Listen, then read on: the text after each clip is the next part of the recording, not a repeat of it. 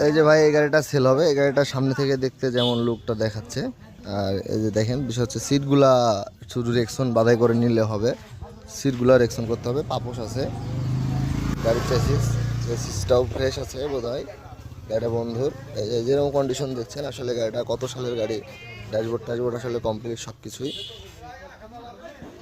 আর কত সালের গাড়ি দিয়ে আপনাদেরকে দেখা দিই, 2001, 1911।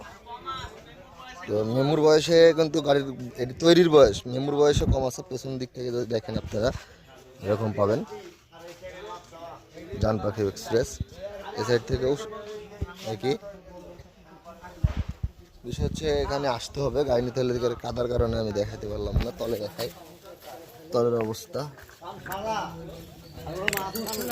আসবেন, দেখবেন, নিজের চোখে দেখে শুনে নেওয়ার যদি প্রয়োজন হয় নিতে পারবেন, যে কোনো জায়গাতে পাঠানো যাবে।